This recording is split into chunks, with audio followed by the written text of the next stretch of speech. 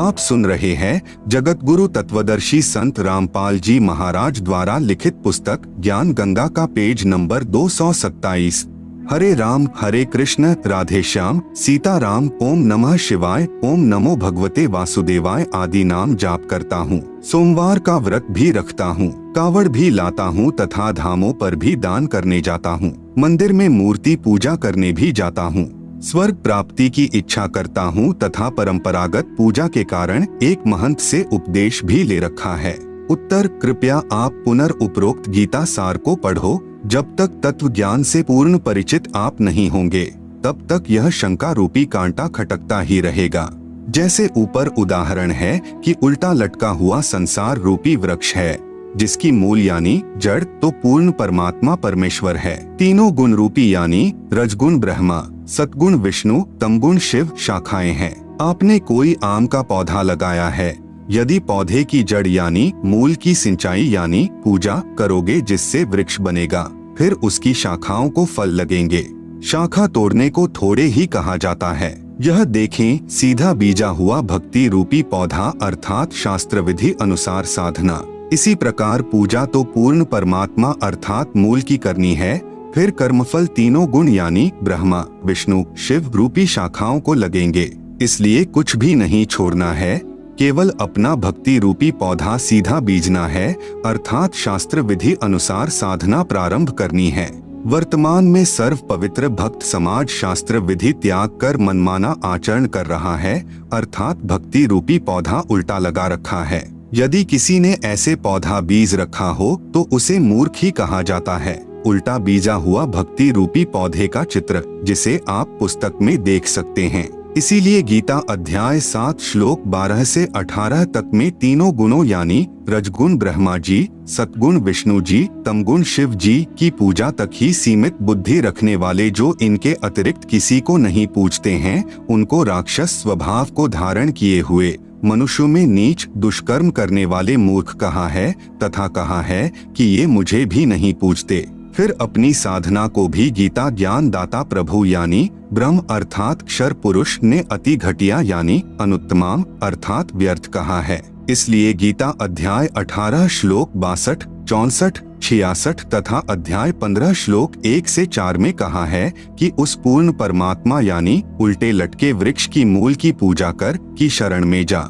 उसकी पूजा तत्वदर्शी संत के बताए मार्ग से कर। गीता अध्याय 4 श्लोक 34 में तत्वदर्शी संत की तरफ संकेत किया है। उसी पूर्ण परमात्मा की शास्त्र विधि अनुसार साधना करने से ही साधक परम शांति तथा सतलोक को प्राप्त होता है अर्थात पूर्ण मोक्ष को प्राप्त करता है। गीता ज्ञान दाता प्रभु यानी क्षर पुरुष काल कह रहा है कि मैं भी उसी की शरण हूँ अर्थात मेरा भी इष्ट देव वही पूर्ण परमात्मा है। मैं भी उसी की पूजा करता हूँ, अन्य को भी उसी की पूजा करनी चाहिए। आप गीता जी का नित्य पाठ भी करते हो तथा साधना गीता जी में वर्णित विधि के विरुद्ध करते हो। आप सुन रहे हैं जगत गुरु तत्वदर्शी संत रामपाल जी महाराज द्वारा लिखित पुस्तक ज्ञान गंगा का पेज नंबर 228। जिन मंत्रों का यानी हरे राम हरे कृष्ण राधे श्याम सीताराम ओम नमो शिवाय ओम नमो भगवते वासुदेवाय आदि मंत्रों का आप जाप करते हो तथा अन्य साधनाएं व्रत करना, कावड़ लाना, तीर्थों व धामों पर दान तथा पूजा के लिए जाना, गंगा स्नान तथा तीर्थों पर लगने वाली प्रभी में स्नान पवित्र गीता जी में वर्णित न होने के कारण शास्त्र विधि त्याग कर मनमाना आचरण यानी पूजा हुआ, जिसे पवित्र गीता जी अध्याय 16 श्लोक 23-24 में व्यर्थ कहा है। गद्दी तथा महंत परंपरा की जानकारी। महंत व गद्दी परंपरा की जानकारी। किसी एकांत स्थान पर या शहर व किसी गांव में कोई महान आत्मा संत या साधक रहा करता था। उसके शरीर त्यागने के पश्चात उसकी याद बनाए रखने के लिए उनके शरीर के अंतिम संस्कार स्थल पर एक पत्थर या ईंटों की यादगार बना दी जाती है। फिर उस पवित्र आत्मा के अनुयायी या वंशज उसकी पत्थर की मूर्ति रख लेते हैं। कुछ समय उपरांत श्रद्धालु जाते हैं, कुछ धन दान करने लग जाते हैं, उसे मंदिर का रूप दे देते हैं तथा उस संत व ऋषि के वंशजों को धन उपार्जन का लालच हो जाता है। वे बहकाना प्रारंभ करते हैं कि जो यहाँ दर्शन करने आता है उसको पूर्ण मोक्ष प्राप्त होता है, सर्व लाभ मिलते हैं जो इसी महापुरुष के जीवन काल में शिष्यों को मिलते थे। यह मूर्ति साक्षात उसी संत जी को ही जानो, जो यहाँ नहीं आएगा उसका मोक्ष संभव नहीं, आदि आदि। उन नादानों को कोई पूछे कि जैसे कोई वैद्य था, वह नाड़ी देखकर दवाई देता था, रोगी स्वस्थ हो जाता था। उस वैद्य की मृत्यु के पश्चात उसकी मूर्ति बनाकर स्थापित करके कोई लालची कहे कि यह मूर्ति उसी वैद्य वाला कार्य करती है, जो इसके दर्शन करने आएगा वह पूर्ण स्वस्थ हो जाएगा, या स्वयं नकली वैद्य बनकर कोई बैठ जाए कि मैं भी दवाई देता हूँ, परंतु सर्व उपचार औषधि के ग्रंथ के विपरीत दे रहा है, वह धोखा दे रहा है, क्योंकि केवल धन उपार्जन उसका उद्देश्य है। किसी भी संत या प्रभु की मूर्ति आदरणीय यादगार तो है, परंतु पूजनीय नहीं है। ऐसे ही किसी संत या प्रभु की मूर्ति बनाकर उसकी आड़ में कोई पुजारी व महंत कहे कि मैं भी नाम देता हूँ, वह महानुभाव सर्व साधना उसी पवित्र शास्त्र के विपरीत दे रहा है, जो उस महान संत ने अपने अनुभव का लिखा है। तो वह नकली संत व महंत स्वयं भी दोषी है तथा अनुयायियों का भी जीवन व्यर्थ करने का भार अपने शीश पर ले रहा है। संत तो एक समय में एक ही आता है, उसके मार्ग में करोड़ों नकली संत, महंत तथा आचार्य बाधक बनते हैं। किसी संत जी के शरीर त्यागने के बाद संत या महंत परंपरा प्रारंभ होती है। पूर्व संत के स्थान की रक्षार्थ एक प्रबंधक चुना जाता है, जिसे महंत कहा जाता है। वह केवल उस पवित्र यादगार की देखभाल करने के लिए ही नियुक्त किया जाता है। आप सुन रहे हैं जगत गुरु तत्वदर्शी संत रामपाल जी महाराज द्वारा लिखित पुस्तक ज्ञान गंगा का पेज नंबर 229।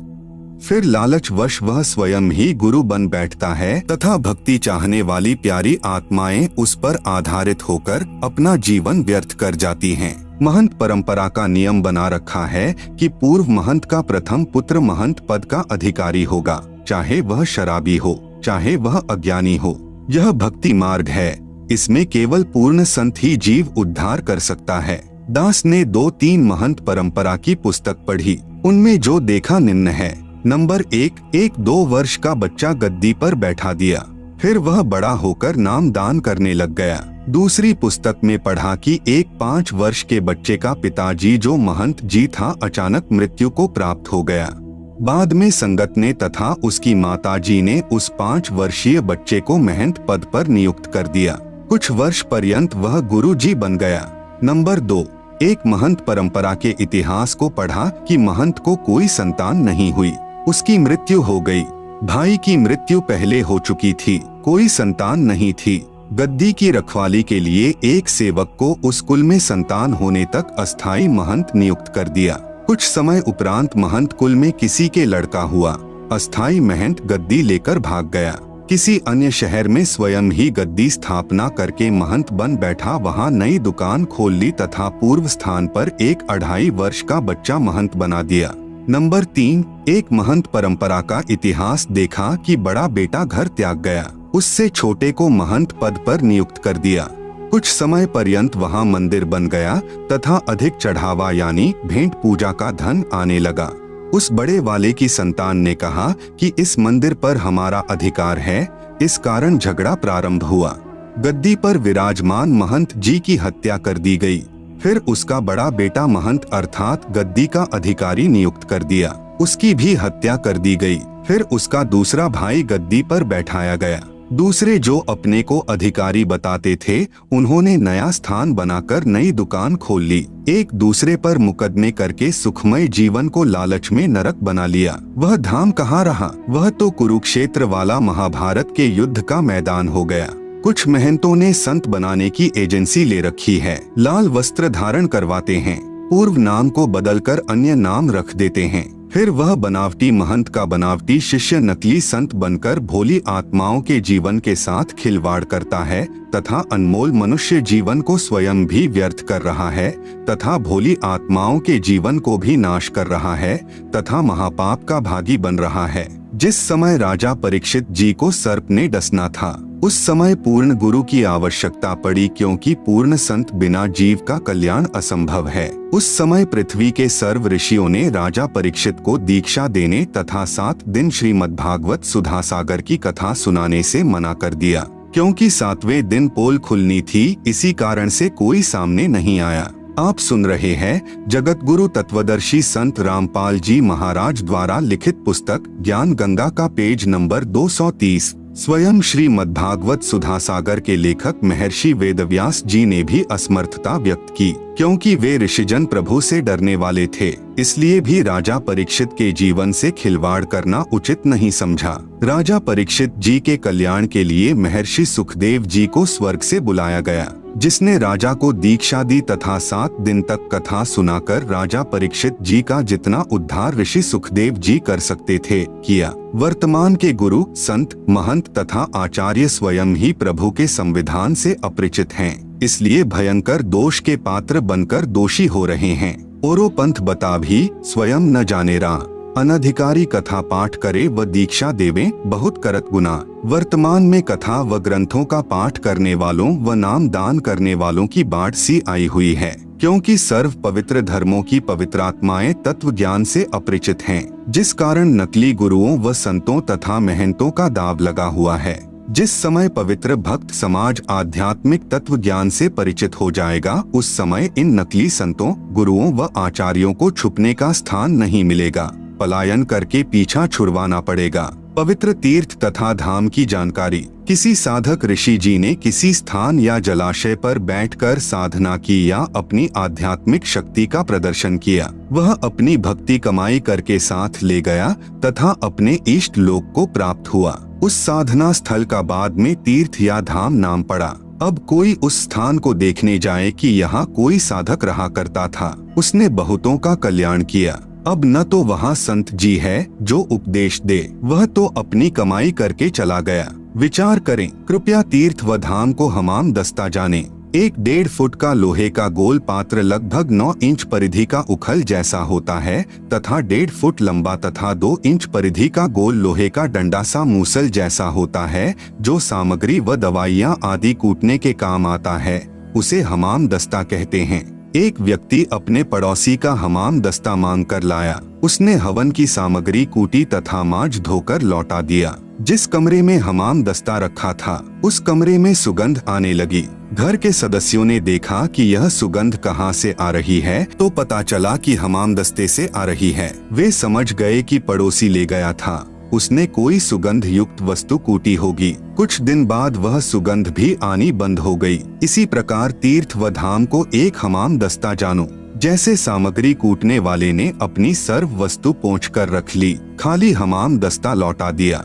आप सुन रहे हैं जगत गुरु तत्वदर्शी संत रामपाल जी महाराज द्वारा लिखित पुस्तक ज्ञान गंगा का पेज नंबर 231। अब कोई उस हमाम दस्ते को सूंघकर ही कृत्यार्थ माने तो नादानी है, उसको भी सामग्री लानी पड़ेगी, तब पूर्ण लाभ होगा। ठीक इसी प्रकार किसी धाम व तीर्थ पर रहने वाला पवित्र आत्मा तो राम नाम की सामग्री कूटकर झाड़ पहुँचकर अपनी सर्व कमाई को साथ ले गया। बाद में अनजान श्रद्धालु उस स्थान पर जाने मात्र से कल्याण समझें तो उनके मार्गदर्शकों यानी गुरुओं की शास्त्र विधि रहित बताई साधना का ही परिणाम है। उस महान आत्मा संत की तरह प्रभु साधना करने से ही कल्याण संभव है।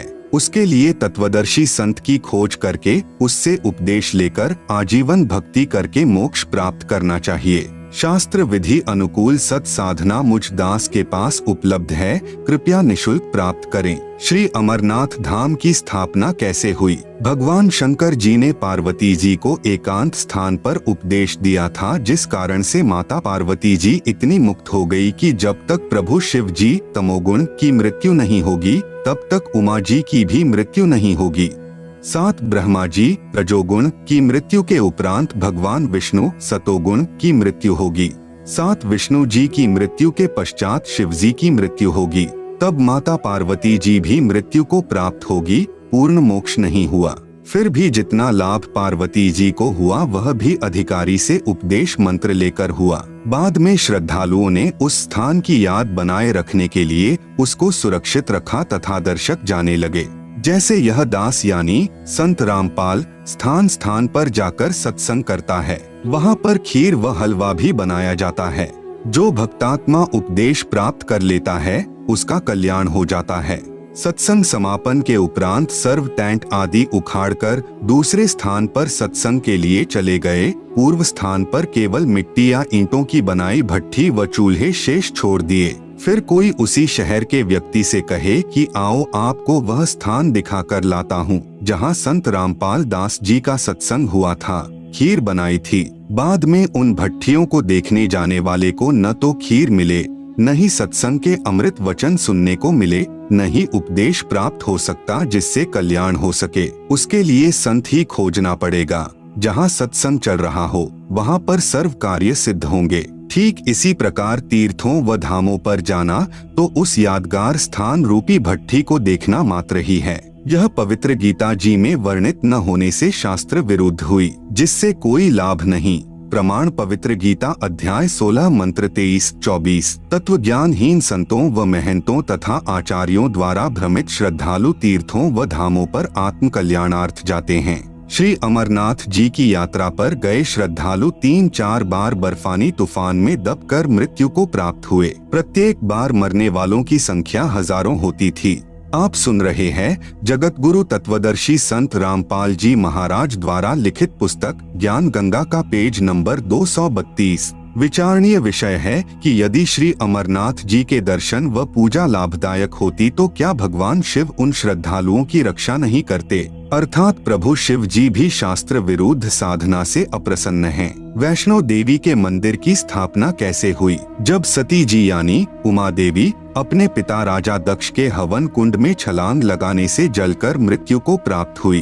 भगवान शिव जी उसकी अस्थियों के कंकाल को मोहवश सती जी यानी पार्वती जी जानकर 10,000 वर्ष तक कंधे पर लिए पागलों की तरह घूमते रहे। भगवान विष्णु जी ने सुदर्शन चक्र से सती जी के कंकाल को छिन्न भिन्न कर दिया। जहां धड़ गिरा वहां पर उसको जमीन में गाड़ दिया गया। इस धार्मिक घटना की याद बनाए रखने के लिए उसके ऊपर एक मंदिर जैसी यादगार बना दी कि कहीं आने वाले समय में कोई यह न कह दे कि पुराण में गलत लिखा है। उस मंदिर में एक स्त्री का चित्र रख दिया, उसे वैष्णो देवी कहने लगे। उसकी देख रेख व श्रद्धालु दर्शकों को उस स्थान की कहानी बताने के लिए एक नेक व्यक्ति नियुक्त किया गया। उसको अन्य धार्मिक व्यक्ति कुछ वेतन देते थे। बाद में उसके वंशजों ने उस पर भेंट यानी दान लेना प्रारंभ कर दिया तथा कहने लगे कि एक व्यक्ति का व्यापार ठप हो गया था। माता के 100 रुपए संकल्प किए, एक नारियल चढ़ाया, वह बहुत धनवान हो गया। एक निसंतान दंपति था, उसने माता के 200 रुपए, एक साड़ी, एक सोने का गले का हार चढ़ाने का संकल्प किया। उसको पुत्र प्राप्त हो गया। इस प्रकार भोली आत्माएं इन दंत कथाओं पर आधारित होकर अपनी पवित्र गीता जी तथा पवित्र वेदों को भूल गए, जिसमें वह सर्व साधनाएं शास्त्र विधि रहित लिखी हैं, जिसके कारण न कोई सुख होता है, न कोई कार्य सिद्ध होता है, न ही परम गति अर्थात मुक्ति होती है। प्रमाण पवित्र गीता अध्याय 16 मंत्र 23-24। इसी प्रकार जहाँ देवी की आंखें गिरी वहाँ नैना देवी का मंदिर व जहाँ जिह्वा गिरी वहाँ श्री ज्वाला जी के मंदिर तथा जहाँ धड़ गिरा वहाँ वैष्णो देवी के मंदिर की स्थापना हुई। पुरी में श्री जगन्नाथ जी का मंदिर अर्थात धाम कैसे बना? उड़ीसा प्रांत में एक इंद्रदमन नाम का राजा था। वह भगवान श्री कृष्ण जी का अनन्य भक्त था। एक रात्रि को श्री कृष्ण जी ने राजा को स्वप्न में दर्शन देकर कहा कि जगन्नाथ नाम से मेरा एक मंदिर बनवा दे। श्री कृष्ण जी ने यह भी कहा था कि इस मंदिर में मूर्ति पूजा नहीं करनी है, केवल एक संत छोड़ना है जो दर्शकों को पवित्र गीता अनुसार ज्ञान प्रचार करे। समुद्र तट पर वह स्थान भी दिखाया जहाँ मंदिर बनाना था। सुबह उठकर राजा इंद्रदमन ने अपनी पत्नी को बताया कि आज रात्रि को भगवान श्री कृष्ण जी दिखाई दिए, मंदिर बनवाने के लिए कहा है। आप सुन रहे हैं जगत गुरु तत्वदर्शी संत रामपाल जी महाराज द्वारा लिखित पुस्तक ज्ञान गंगा का पेज नंबर 233। रानी ने कहा, शुभ कार्य में देरी क्या, सर्व संपत्ति उन्हीं की दी हुई है, उन्हीं को समर्पित करने में क्या सोचना है। राजा ने उस स्थान पर मंदिर बनवा दिया जो श्री कृष्ण जी ने स्वप्न में समुद्र के किनारे पर दिखाया था। मंदिर बनने के बाद समुद्री तूफान उठा, मंदिर को तोड़ दिया, निशान भी नहीं बचा कि यहाँ मंदिर था। ऐसे राजा ने 5 बार मंदिर बनवाया, 5 बार समुद्र ने तोड़ दिया। राजा ने निराश होकर मंदिर न बनवाने का निर्णय ले लिया। यह सोचा कि न जाने समुद्र मेरे से कौन से जन्म का प्रतिशोध ले रहा है। कोष रिक्त हो गया, मंदिर बना नहीं। कुछ समय उपरांत पूर्ण परमेश्वर यानी कबीरदेव ज्योति निरंजन यानी काल को दिए वचन अनुसार राजा इंद्रदमन के पास आए तथा राजा से कहा, आप मंदिर बनवाओ, अब के समुद्र मंदिर यानी महल नहीं तोड़ेगा। राजा ने कहा, संत जी मुझे विश्वास नहीं है, मैं भगवान श्री कृष्ण यानी विष्णु जी के आदेश से मंदिर बनवा रहा हूँ। श्री कृष्ण जी समुद्र को नहीं रोक पा रहे हैं। 5 बार मंदिर बनवा चुका हूँ, यह सोचकर कि कहीं भगवान मेरी परीक्षा ले रहे हों, परंतु अब तो परीक्षा देने योग्य भी नहीं रहा हूँ क्योंकि कोष भी रिक्त हो गया है। अब मंदिर बनवाना मेरे वश की बात नहीं। परमेश्वर ने कहा, इंद्रदमन जिस परमेश्वर ने सर्व ब्रह्मांडों की रचना की है वही सर्व कार्य करने में सक्षम है, अन्य प्रभु नहीं। मैं उस परमेश्वर की वचन शक्ति प्राप्त हूँ। मैं समुद्र को रोक सकता हूँ यानी अपने आप को छुपाते हुए सत कह रहे थे। राजा ने कहा कि संत जी मैं नहीं मान सकता कि श्री कृष्ण जी से भी कोई प्रबल शक्ति युक्त प्रभु है। जब वे ही समुद्र को नहीं रोक सके तो आप कौन से खेत की मूली हो। मुझे विश्वास नहीं होता तथा न ही मेरी वित्तीय स्थिति मंदिर यानी महल बनवाने की है। संत रूप में आए कबीरदेव यानी कबीर परमेश्वर ने कहा, राजन यदि मंदिर बनवाने का मन बने तो मेरे पास आ जाना, मैं अमुक स्थान पर रहता हूँ, अब के समुद्र मंदिर को नहीं तोड़ेगा। यह कहकर प्रभु चले आए। उसी रात्रि में प्रभु श्री कृष्ण जी ने फिर राजा इंद्रदमन को दर्शन दिए तथा कहा, इंद्रदमन एक बार फिर महल बनवा दे। जो तेरे पास संत आया था उससे संपर्क करके सहायता की याचना कर ले। वह ऐसा वैसा संत नहीं है, उसकी भक्ति शक्ति का कोई वार पार नहीं है। राजा इंद्रदमन नींद से जागा, स्वप्न का पूरा वृतांत अपनी रानी को बताया। रानी ने कहा, प्रभु कह रहे हैं तो आप मत चुको, प्रभु का महल फिर बनवा दो। रानी की सद्भावना युक्त वाणी सुनकर राजा ने कहा, अब तो कोष भी खाली हो चुका है, यदि मंदिर नहीं बनवाऊंगा तो प्रभु अप्रसन्न हो जाएंगे। मैं तो धर्म संकट में फंस गया हूँ। रानी ने कहा, मेरे पास गहने रखे हैं, उनसे आसानी से मंदिर बन जाएगा। आप यह गहने लो तथा प्रभु के आदेश का पालन करो। यह कहते हुए रानी ने सर्व गहने जो घर रखे थे तथा जो पहन रखे थे निकालकर प्रभु के निमित्त अपने पति के चरणों में समर्पित कर दिए। आप सुन रहे हैं जगत गुरु तत्वदर्शी संत रामपाल जी महाराज द्वारा लिखित पुस्तक ज्ञान गंगा का पेज नंबर 234। राजा इंद्रदमन उस स्थान पर गया जो परमेश्वर ने संत रूप में आकर बताया था। कबीर प्रभु अर्थात अपरिचित संत को खोजकर समुद्र को रोकने की प्रार्थना की। प्रभु कबीर जी यानी कबीरदेव ने कहा कि जिस तरफ से समुद्र उठकर आता है वहां समुद्र के किनारे एक चौरा यानी चबूतरा बनवा दे, जिस पर बैठकर मैं प्रभु की भक्ति करूंगा तथा समुद्र को रोकूंगा। राजा ने एक बड़े पत्थर को कारीगरों से चबूतरा जैसा बनवाया। परमेश्वर कबीर उस पर बैठ गए। छठी बार मंदिर बनना प्रारंभ हुआ। उसी समय एक नाथ परंपरा के सिद्ध महात्मा आ गए। नाथ जी ने राजा से कहा, राजा बहुत अच्छा मंदिर बनवा रहे हो, इसमें मूर्ति भी स्थापित करनी चाहिए।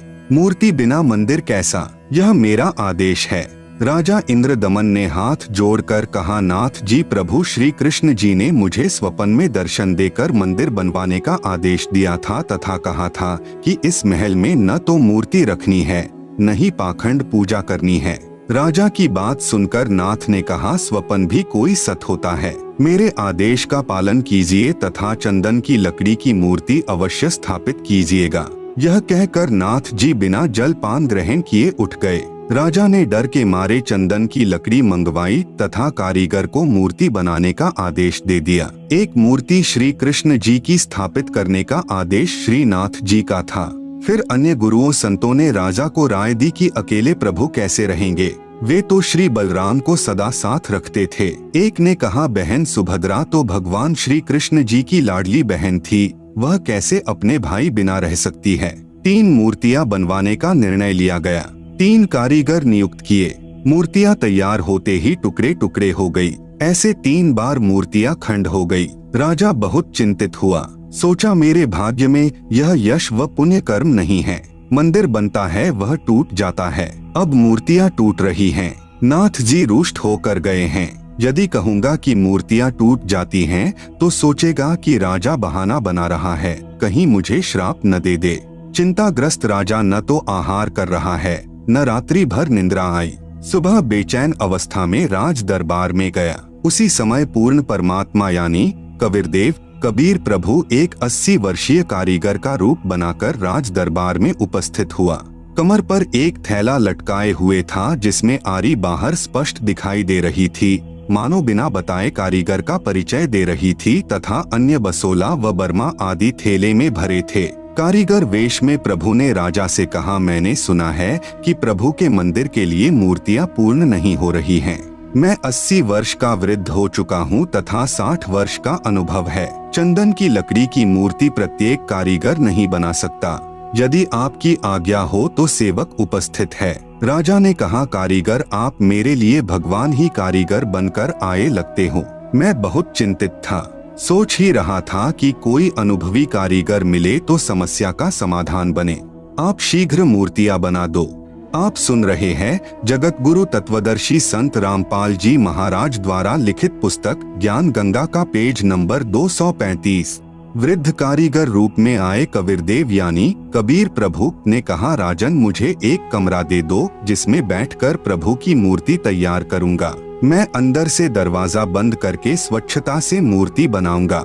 ये मूर्तियां जब तैयार हो जाएंगी तब दरवाजा खुलेगा। यदि बीच में किसी ने खोल दिया तो जितनी मूर्तियां बनेगी उतनी ही रह जाएंगी। राजा ने कहा, जैसा आप उचित समझो वैसा करो। 12 दिन मूर्तियां बनाते हो गए तो नाथ जी आ गए। नाथ जी ने राजा से पूछा, इंद्रदमन मूर्तियां बनाई क्या? राजा ने करबद्ध होकर कहा कि आपकी आज्ञा का पूर्ण पालन किया गया है महात्मा जी, परंतु मेरा दुर्भाग्य है कि मूर्तियां बन नहीं पा रही हैं। आधी बनते ही टुकड़े टुकड़े हो जाती हैं। नौकरों से मूर्तियों के टुकड़े मंगवाकर नाथ जी को विश्वास दिलाने के लिए दिखाएं। नाथ जी ने कहा कि मूर्ति अवश्य बनवानी है, अब बनवाओ, मैं देखता हूँ कैसे मूर्ति टूटती है। राजा ने कहा, नाथ जी प्रयत्न किया जा रहा है। प्रभु का भेजा एक अनुभवी 80 वर्षीय कारीगर बंद कमरे में मूर्ति बना रहा है। उसने कहा है कि मूर्तियां बन जाने पर मैं अपने आप द्वार खोल दूंगा। यदि किसी ने बीच में द्वार खोल दिया तो जितनी मूर्तियां बनी होंगी उतनी ही रह जाएंगी। आज उसे मूर्ति बनाते 12 दिन हो गए, न तो बाहर निकला है न ही जल पान तथा आहार ही किया है। नाथ जी ने कहा कि मूर्तियां देखनी चाहिए, कैसी बना रहा है, बनने के बाद क्या देखना है, ठीक नहीं बनी होंगी तो ठीक बनाएंगे। यह कहकर नाथ जी राजा इंद्रदमन को साथ लेकर उस कमरे के सामने गए जहां मूर्ति बनाई जा रही थी तथा आवाज लगाई, कारीगर द्वार खोलो। कई बार कहा परंतु द्वार नहीं खुला तथा जो खट खट की आवाज आ रही थी वह भी बंद हो गई। नाथ जी ने कहा कि 80 वर्षीय वृद्ध बता रहे हो, 12 दिन खाना पीना भी नहीं किया है, अब आवाज भी बंद है, कहीं मर न गया हो। धक्का मारकर दरवाजा तोड़ दिया, देखा तो 3 मूर्तियां रखी थी। तीनों के हाथ के व पैरों के पंजे नहीं बने थे। कारीगर अंतर ध्यान था। मंदिर बनकर तैयार हो गया और चारा न देखकर अपने हठ पर अडिग नाथ जी ने कहा, ऐसी ही मूर्तियों को स्थापित कर दो। हो सकता है प्रभु को यही स्वीकार हो। लगता है श्री कृष्ण ही स्वयं मूर्तियां बनाकर गए हैं। मुख्य पांडे ने शुभ मुहूर्त निकालकर अगले दिन ही मूर्तियों की स्थापना कर दी। सर्व पांडे तथा मुख्य पांडा व राजा तथा सैनिक व श्रद्धालु मूर्तियों में प्राण स्थापना करने के लिए चल पड़े। पूर्ण परमेश्वर यानी कबीरदेव एक शूद्र का रूप धारण करके मंदिर के मुख्य द्वार के मध्य में मंदिर की ओर मुख करके खड़े हो गए।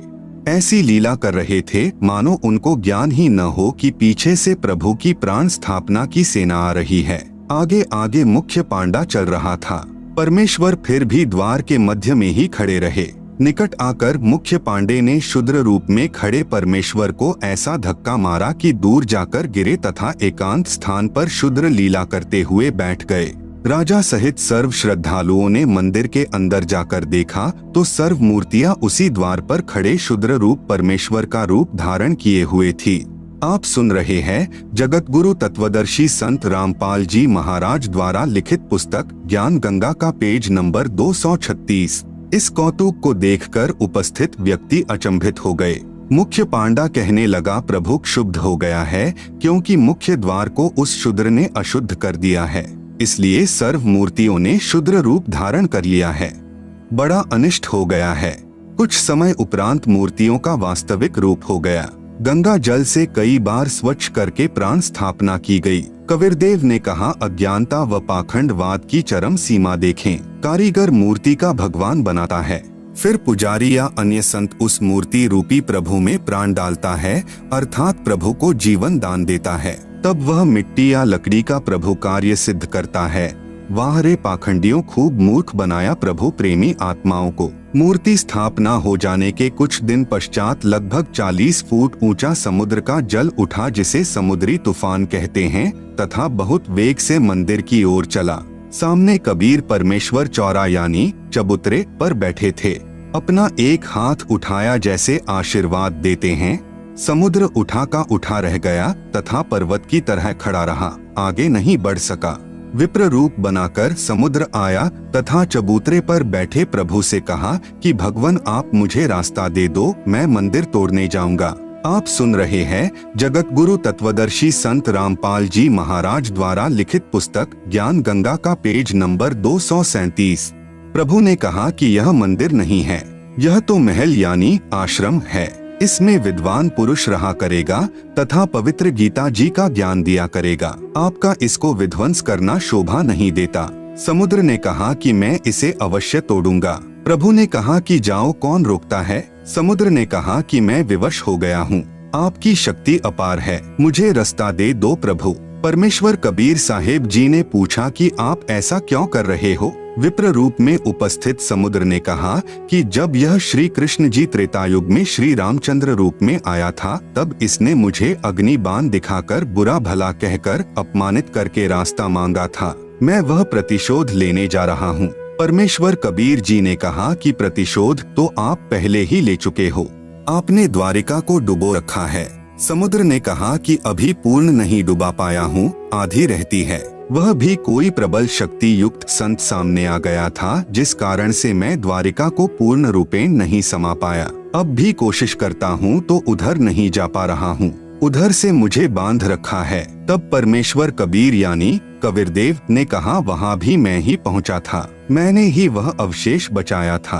अब जा शेष बची द्वारिका को भी निगल ले, परंतु उस यादगार को छोड़ देना जहाँ श्री कृष्ण जी के शरीर का अंतिम संस्कार किया गया था। श्री कृष्ण जी के अंतिम संस्कार स्थल पर बहुत बड़ा मंदिर बना दिया गया। यह यादगार प्रमाण बना रहेगा कि वास्तव में श्री कृष्ण जी की मृत्यु हुई थी तथा पंच भौतिक शरीर छोड़ गए थे। नहीं तो आने वाले समय में कहेंगे कि श्री कृष्ण जी की तो मृत्यु ही नहीं हुई थी। आज्ञा प्राप्त कर शेष द्वारिका को भी समुद्र ने डुबो लिया। परमेश्वर कबीर जी यानी कबीरदेव ने कहा, अब आप आगे से कभी भी इस जगन्नाथ मंदिर को तोड़ने का प्रयत्न नहीं करना तथा इस महल से दूर चला जा। ऐसी आज्ञा प्रभु की मानकर प्रणाम करके मंदिर से दूर लगभग 1.5 किलोमीटर हट गया। ऐसे श्री जगन्नाथ जी का मंदिर अर्थात धाम स्थापित हुआ। श्री जगन्नाथ के मंदिर में छुआछात प्रारंभ से ही नहीं है। कुछ दिन पश्चात जिस पांडे ने प्रभु कबीर जी को शूद्र रूप में धक्का मारा था, उसको कुष्ठ रोग हो गया। सर्व औषधि करने पर भी स्वस्थ नहीं हुआ। कुष्ठ रोग का कष्ट अधिक से अधिक बढ़ता ही चला गया। सर्व उपासनाएं भी की, श्री जगन्नाथ जी से रो रो कर संकट निवारण के लिए प्रार्थना की, परंतु सर्व निष्फल रही। स्वप्न में श्री कृष्ण जी ने दर्शन दिए तथा कहा, पांडे, उस संत के चरण धोकर चरणामृत पान कर जिसको तूने मंदिर के मुख्य द्वार पर धक्का मारा था, तब उसके आशीर्वाद से तेरा कुष्ठ रोग ठीक हो सकता है। यदि उसने तुझे हृदय से क्षमा किया तो, अन्यथा नहीं। मरता क्या नहीं करता। वह मुख्य पांडा सवेरे उठा, कई सहयोगी पांडों को साथ लेकर उस स्थान पर गया जहां पर प्रभु कबीर शूद्र रूप में विराजमान थे। आप सुन रहे हैं जगत गुरु तत्वदर्शी संत रामपाल जी महाराज द्वारा लिखित पुस्तक ज्ञान गंगा का पेज नंबर 238। जो ही पांडा प्रभु के निकट आया तो परमेश्वर उठकर चल पड़े तथा कहा, हे पांडा, मैं तो अछूत हूँ, मेरे से दूर रहना, कहीं आप अपवित्र न हो जाएं। पांडा निकट पहुँचा परमेश्वर और आगे चल पड़े। तब पांडा फूट फूट कर रोने लगा तथा कहा, परवरदिगार, मेरा दोष क्षमा कर दो। तब दयालु प्रभु रुक गए। पांडे ने आदर के साथ एक स्वच्छ वस्त्र जमीन पर बिछाकर प्रभु को बैठने की प्रार्थना की। प्रभु उस वस्त्र पर बैठ गए। तब उस पांडे ने स्वयं चरण धोए तथा चरणामृत को पात्र में वापस डाल लिया। प्रभु कबीर जी ने कहा, पांडे 40 दिन तक इसे पीना भी तथा स्नान करने वाले जल में कुछ डालकर स्नान करते रहना। 40वें दिन तेरा कुष्ठ रोग समाप्त होगा। तथा कहा कि भविष्य में भी इस जगन्नाथ जी के मंदिर में किसी ने छुआछात किया तो उसको भी दंड मिलेगा। सर्व उपस्थित व्यक्तियों ने वचन किए कि आज के बाद इस पवित्र स्थान पर कोई छुआछात नहीं की जाएगी। विचार करें, हिंदुस्तान का एक ही मंदिर ऐसा है जिसमें प्रारंभ से ही छुआछात नहीं रही है। मुझ दास को भी उस स्थान को देखने का अवसर प्राप्त हुआ। कई सेवकों के साथ उस स्थल को देखने के लिए गया था कि कुछ प्रमाण प्राप्त करूं।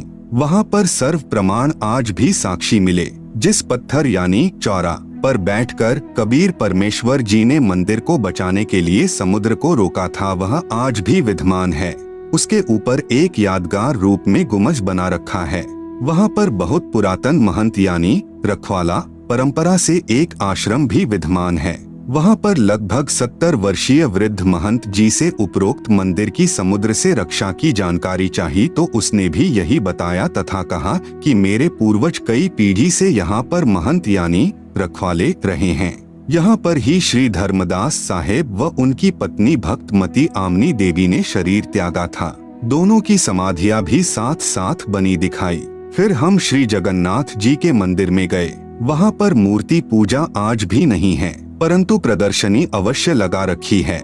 जो 3 मूर्तियां भगवान श्री कृष्ण जी तथा श्री बलराम जी व बहन सुभद्रा जी की मंदिर के अंदर स्थापित हैं, उनके दोनों हाथों के पंजे नहीं हैं, दोनों हाथ टूंडे हैं। उन मूर्तियों की भी पूजा नहीं होती, केवल दर्शनार्थ रखी हैं।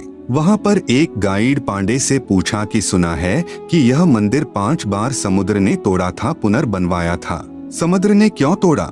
फिर किसने समुद्र को रोका? पांडे ने कहा, इतना तो मुझे पता नहीं। यह सर्व कृपा जगन्नाथ जी की थी, उन्होंने ही समुद्र को रोका था। सुना तो है कि समुद्र ने 3 बार मंदिर को तोड़ा था। मैंने फिर प्रश्न किया कि प्रथम बार ही क्यों न समुद्र रोका प्रभु ने? पांडे ने उत्तर दिया कि लीला है जगन्नाथ की। मैंने फिर पूछा कि इस मंदिर में छुआछात है या नहीं? उसने कहा, जब से मंदिर बना है यहाँ कोई छुआछात नहीं है। आप सुन रहे हैं जगत गुरु तत्वदर्शी संत रामपाल जी महाराज द्वारा लिखित पुस्तक ज्ञान गंगा का पेज नंबर 239। मंदिर में शूद्र तथा पांडा एक थाली या पत्तल में खाना खा सकते हैं, कोई मना नहीं करता। मैंने प्रश्न किया, पांडे जी अन्य हिंदू मंदिरों में तो पहले बहुत छुआछात थी, इसमें क्यों नहीं? प्रभु तो वही है। पांडे का उत्तर था, लीला है जगन्नाथ की। अब पुण्यात्माएं विचार करें कि सत को कितना दबाया गया है एक लीला जगन्नाथ की कहकर। पवित्र यादगारें आदरणीय हैं, परंतु आत्म कल्याण तो केवल पवित्र गीता जी व पवित्र वेदों में वर्णित तथा परमेश्वर कबीर जी द्वारा दिए तत्व ज्ञान के अनुसार भक्ति साधना करने मात्र से ही संभव है, अन्यथा शास्त्र विरुद्ध होने से मानव जीवन व्यर्थ हो जाएगा। प्रमाण गीता अध्याय 16 मंत्र 23-24। श्री जगन्नाथ के मंदिर में प्रभु के आदेशानुसार पवित्र गीता जी के ज्ञान की महिमा का गुणगान होना ही श्रेयकर है, तथा जैसा श्रीमद् भगवत गीता जी में भक्ति विधि है, उसी प्रकार साधना करने मात्र से ही आत्म कल्याण संभव है, अन्यथा जगन्नाथ जी के दर्शन मात्र या खिचड़ी प्रसाद खाने मात्र से कोई लाभ नहीं, क्योंकि यह क्रिया श्री गीता जी में वर्णित न होने से शास्त्र विरुद्ध हुई, जो अध्याय 16 मंत्र 23-24 में प्रमाण है। स्वर्ग की परिभाषा है। उदाहरणार्थ स्वर्ग को एक होटल यानी रेस्टोरेंट जानो। जैसे कोई धनी व्यक्ति गर्मियों के मौसम में शिमला या कुल्लू मनाली जैसे शहरों में ठंडे स्थानों पर जाता है, वहाँ किसी होटल में ठहरता है जिसमें कमरे का किराया तथा खाने का खर्चा अदा करना होता है। 2 या 3 महीने में 20 या 30 हजार रुपए खर्च करके वापस अपने कर्म क्षेत्र में आना होता है। फिर 10 महीने मजदूरी मेहनत करो, फिर 2 महीने अपनी ही कमाई खर्च कर वापस आओ। यदि किसी वर्ष कमाई अच्छी नहीं हुई तो उस 2 महीने के सुख को भी तरसो। ठीक इसी प्रकार स्वर्ग जानो। इस पृथ्वी लोक पर साधना करके कुछ समय स्वर्ग रूपी होटल में चला जाता है, फिर अपनी पुण्य कमाई खर्च करके वापस नरक तथा 84 लाख प्राणियों के शरीर में कष्ट पाप कर्म के आधार पर भोगना पड़ता है। जब तक तत्वदर्शी संत नहीं मिलेगा तब तक उपरोक्त जन्म मृत्यु तथा स्वर्ग नरक व 84 लाख योनियों का कष्ट बना ही रहेगा, क्योंकि केवल पूर्ण परमात्मा का सतनाम तथा सारनाम ही पापों को नाश करता है। अन्य प्रभुओं की पूजा से पाप नष्ट नहीं होते। सर्व कर्मों का ज्यों का त्यों यानी यथावत फल ही मिलता है। इसीलिए गीता अध्याय 8 श्लोक 16 में कहा है कि ब्रह्मलोक यानी महास्वर्ग तक सर्वलोक नाशवान हैं। जब स्वर्ग महास्वर्ग ही नहीं रहेंगे तब साधक का कहाँ ठिकाना होगा? कृपया विचार करें। आप सुन रहे हैं जगत गुरु तत्वदर्शी संत रामपाल जी महाराज द्वारा लिखित पुस्तक ज्ञान गंगा का पेज नंबर 240। प्रश्न: क्या गीता जी का नित्य पाठ करने का कोई लाभ नहीं? जो दान करते हैं, जैसे कुत्ते को रोटी, भूखे को भोजन, चिटियों को आटा, तीर्थों पर भंडारा आदि करते हैं, क्या यह भी व्यर्थ है? उत्तर: धार्मिक सद्ग्रंथों के पठन पाठन से ज्ञान यज्ञ का फल मिलता है। यज्ञ का फल कुछ समय स्वर्ग या जिस उद्देश्य से किया उसका फल मिल जाता है, परंतु मोक्ष नहीं। नित्य पाठ करने का मुख्य कारण यह होता है कि सद्ग्रंथों में जो साधना करने का निर्देश है तथा जो न करने का निर्देश है उसकी याद ताजा रहे, कभी कोई गलती न हो जाए, जिससे हम वास्तविक उद्देश्य त्याग कर गफलत करके शास्त्र विधि त्याग कर मनमाना आचरण यानी पूजा न करने लग जाएं तथा मनुष्य जीवन के मुख्य उद्देश्य की याद बनी रहे कि मनुष्य जीवन का मूल उद्देश्य आत्म कल्याण ही है, जो शास्त्र अनुकूल साधना से ही संभव है। जैसे एक जमींदार को वृद्धावस्था में पुत्र की प्राप्ति हुई। किसान ने सोचा जब तक बच्चा जवान होगा, अपने खेती बाड़ी के कार्य को संभालने योग्य होगा, कहीं मेरी मृत्यु न हो जाए। इसलिए किसान ने अपना अनुभव लिखकर छोड़ दिया तथा अपने पुत्र से कहा कि पुत्र, जब तू जवान हो तब अपने खेती बाड़ी के कार्य को समझने के लिए इस मेरे अनुभव के लेख को प्रतिदिन पढ़ लेना तथा अपनी कृषि करना। पिताजी की मृत्यु के उपरांत किसान का पुत्र प्रतिदिन पिताजी के द्वारा लिखे अनुभव के लेख को पढ़ता, परंतु जैसा उसमें लिखा है वैसा कर नहीं रहा है। वह किसान का पुत्र क्या धनी हो सकता है? कभी नहीं। वैसे ही करना चाहिए जो पिताजी ने अपना अनुभव लेख में लिखा है। ठीक इसी प्रकार पवित्र गीता जी के पाठ को तो श्रद्धालु नित्य कर रहे हैं, परंतु साधना सदग्रंथ के विपरीत कर रहे हैं। इसलिए गीता अध्याय 16 श्लोक 23-24 के अनुसार व्यर्थ साधना है। जैसे तीनों गुणों यानी रजगुण ब्रह्मा जी, सतगुण विष्णु जी, तमगुण शिव जी की पूजा गीता अध्याय 7 श्लोक 12 से 15 तथा 20 से 23 में मना है, तथा श्राद्ध निकालना अर्थात पितर पूजा, पिंड भरवाना, फूल यानी अस्थियां उठाकर गंगा में क्रिया करवाना, 13वीं 17वीं महीना 6 माही वर्षी आदि करना गीता अध्याय 9 श्लोक 25 में मना है। व्रत रखना गीता अध्याय 6 श्लोक 16 में मना है। लिखा है कि हे अर्जुन, योग यानी भक्ति न तो बिल्कुल न खाने वाले यानी व्रत रखने वाले का सिद्ध होता है, अर्थात व्रत रखना मना है। भूखों को भोजन देना, कुत्तों आदि जीव जंतुओं व पशुओं को आहार कराना आदि बुरा नहीं है, परंतु पूर्ण संत के माध्यम से उनकी आज्ञा अनुसार दान तथा यज्ञ आदि करना ही पूर्ण लाभदायक है। जैसे एक कुत्ता कार के अंदर मालिक वाली सीट पर बैठकर यात्रा करता है, कुत्ते का ड्राइवर मनुष्य होता है, उस पशु को आम मनुष्य से भी अधिक सुविधाएं प्राप्त होती हैं। अलग से कमरा, पंखा तथा कूलर लगा होता है आदि आदि। आप सुन रहे हैं जगत गुरु तत्वदर्शी संत रामपाल जी महाराज द्वारा लिखित पुस्तक ज्ञान गंगा का पेज नंबर 241। जब वह नादान प्राणी मनुष्य शरीर में था, दान भी किया, परंतु मनमाना आचरण यानी पूजा के माध्यम से किया, जो शास्त्र विधि के विपरीत होने के कारण लाभदायक नहीं हुआ। प्रभु का विधान है कि जैसा भी कर्म प्राणी करेगा उसका फल अवश्य मिलेगा। यह विधान तब तक लागू है जब तक तत्वदर्शी संत पूर्ण परमात्मा का मार्गदर्शक नहीं मिलता। जैसा कर्म प्राणी करता है वैसा ही फल प्राप्त होता है। इस विधान के अनुसार वह तीर्थों तथा धामों पर या अन्य स्थानों पर भंडारे द्वारा तथा कुत्ते आदि को रोटी डालने के कर्म के आधार पर कुत्ते की योनि में चला गया। वहाँ पर भी किया कर्म मिला। कुत्ते के जीवन में अपनी पूर्व जन्म की शुभ कर्म की कमाई को समाप्त करके गधे की योनि में चला जाएगा। उस गधे के जीवन में सर्व सुविधाएं छीन ली जाएंगी। सारा दिन मिट्टी, कच्ची पक्की ईंटें ढोएगा, तत्पश्चात अन्य प्राणियों के शरीर में कष्ट उठाएगा तथा नरक भी भोगना पड़ेगा। 84 लाख योनियों का कष्ट भोग कर फिर मनुष्य शरीर प्राप्त करता है। फिर क्या जाने भक्ति बने या न बने।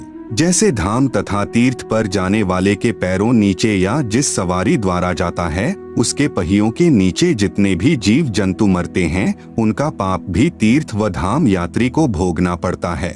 जब तक पूर्ण संत जो पूर्ण परमात्मा की सत साधना बताने वाला नहीं मिले तब तक पाप नाश यानी क्षमा नहीं हो सकते, क्योंकि ब्रह्मा, विष्णु, महेश, ब्रह्म यानी क्षर पुरुष काल तथा परब्रह्म यानी अक्षर पुरुष की साधना से पाप नाश यानी क्षमा नहीं होते। पाप तथा पुण्य दोनों का फल भोगना पड़ता है। यदि वह प्राणी गीता ज्ञान अनुसार पूर्ण संत की शरण प्राप्त करके पूर्ण परमात्मा की साधना करता तो या तो सतलोक चला जाता या दोबारा मनुष्य शरीर प्राप्त करता। पूर्व पुण्यों के आधार से फिर कोई संत मिल जाता है, वह प्राणी फिर शुभ कर्म करके पार हो जाता है। इसलिए उपरोक्त मनमाना आचरण लाभदायक नहीं है। प्रश्न: गीता अध्याय 3 श्लोक 35 तथा अध्याय 18 श्लोक 47 में कहा है कि अच्छी प्रकार आचरण में लाए हुए दूसरे के धर्म से गुण रहित भी अपना धर्म अति उत्तम है। अपने धर्म में मरना भी कल्याणकारक है, दूसरे का धर्म भय को देने वाला है। इससे सिद्ध होता है कि जो भी जैसी पूजा करता है उसे त्यागना नहीं चाहिए। अपने धर्म में मरना भी कल्याणकारक है। उत्तर: यदि गीता अध्याय 3 श्लोक 35 तथा अध्याय 18 श्लोक 47 का अर्थ यही है कि जो जैसी पूजा करता है करता रहे, उसे मत त्यागो, तो पवित्र श्रीमद् भगवद गीता जी के ज्ञान की क्या आवश्यकता थी। एक श्लोक बहुत था। श्री गीता जी के इन श्लोकों का भावार्थ सही है, परंतु अनुवादकर्ताओं ने विपरीतार्थ किया है। आप सुन रहे हैं जगत गुरु तत्वदर्शी संत रामपाल जी महाराज द्वारा लिखित पुस्तक ज्ञान गंगा का पेज नंबर 242। कृपया निम्न पढ़े उपरोक्त दोनों श्लोकों का वास्तविक अर्थ। अध्याय 3 का श्लोक 35। श्रेयान स्वधर्मः विगुणः परधर्मात् स्वनुष्ठितात् स्वधर्मे निधनम श्रेयः परधर्मः भयावह। अनुवाद: विगुणः यानी गुण रहित अर्थात शास्त्र विधि त्याग कर, स्वनुष्ठितात यानी स्वयं मनमाना अच्छी प्रकार आचरण में लाए हुए, परधर्मात् यानी दूसरों की धार्मिक पूजा से, स्वधर्मः यानी अपनी शास्त्र विधि अनुसार पूजा, श्रेयान यानी अति उत्तम है, शास्त्रानुकूल, स्वधर्मे यानी अपनी पूजा में तो, निधनम यानी मरना भी, श्रेयः यानी कल्याणकारक है, और परधर्मः यानी दूसरे की पूजा, भयावह यानी भय को देने वाली है। अध्याय 18 का श्लोक 47। श्रेयान स्वधर्मः विगुणः परधर्मात् स्वनुष्ठितात् स्वभावनेतम कर्म कुर्वन् न आपनोति किल्बिषम्। अनुवाद: विगुणः यानी गुण रहित, स्वनुष्ठितात् यानी स्वयं मनमाना अर्थात शास्त्र विधि रहित अच्छी प्रकार आचरण किए हुए, परधर्मात् यानी दूसरे के धर्म अर्थात धार्मिक पूजा से, स्वधर्मः यानी अपना धर्म अर्थात शास्त्र विधि अनुसार धार्मिक पूजा, श्रेयान यानी श्रेष्ठ है, स्वभावनीतम यानी स्वयं ही अपने स्वभाव अनुसार बनाए मनमाने आचरण से, कर्म यानी भक्ति कर्म, न यानी मत, कुर्वन यानी करो, किल्बिषम यानी जिससे पाप को, आपनोति यानी प्राप्त होता है। विशेष इसी का प्रमाण गीता अध्याय 17 के श्लोक 1 से 6 में स्पष्ट है।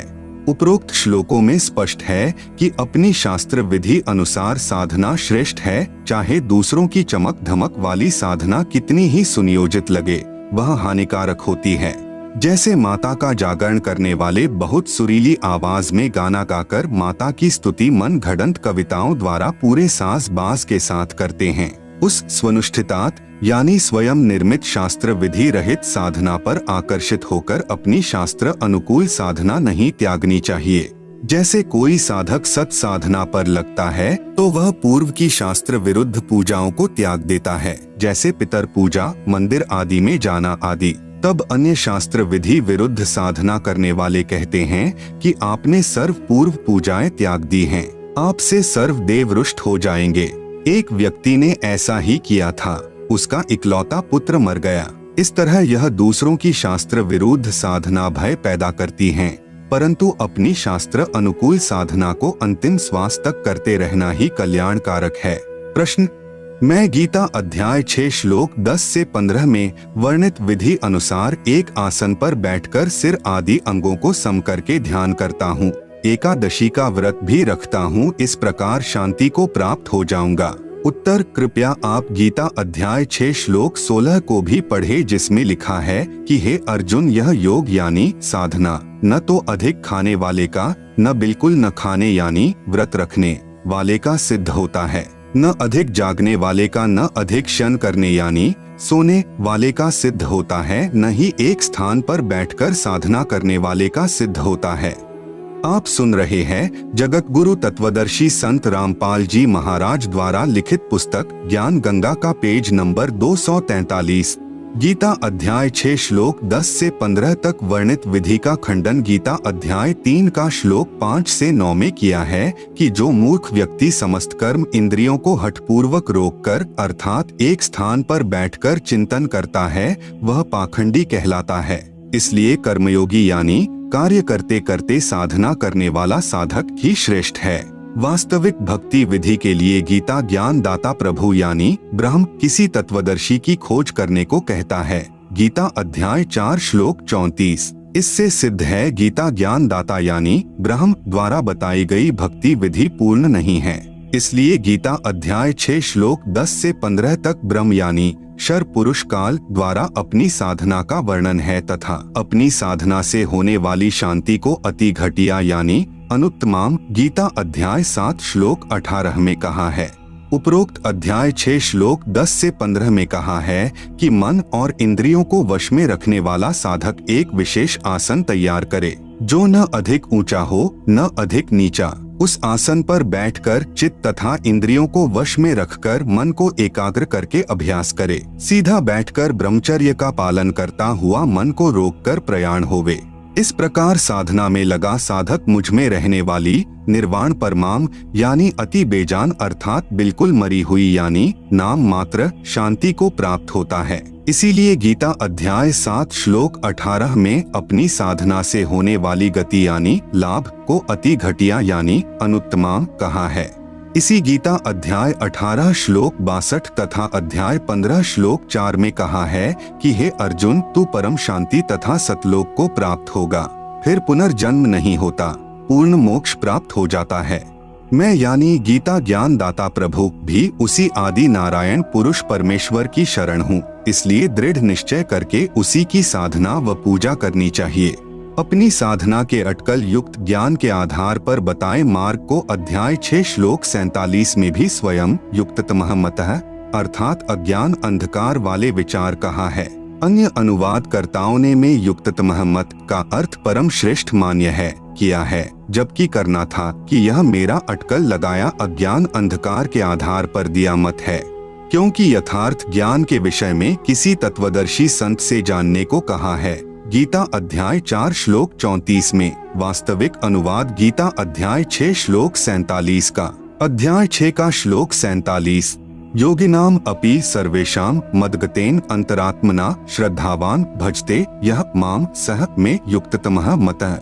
अनुवाद मेरे द्वारा दिए भक्ति विचार जो अटकल लगाया हुआ उपरोक्त श्लोक 10 से 15 में वर्णित पूजा विधि जो मैंने अनुमान सा बताया है, पूर्ण ज्ञान नहीं है, क्योंकि सर्वेशाम यानी सर्व, योगिनाम यानी साधकों में, यह यानी जो, श्रद्धावान यानी पूर्ण आस्था से, अंतरात्मना यानी सच्ची लगन से, मदगतेन यानी मेरे द्वारा दिए भक्ति मत के अनुसार, माम यानी मुझे, भजते यानी भजता है, सह यानी वह, अपि यानी भी, युक्ततमः यानी अज्ञा अंधकार से जन्म मरण स्वर्ग नरक वाली साधना में ही लीन है।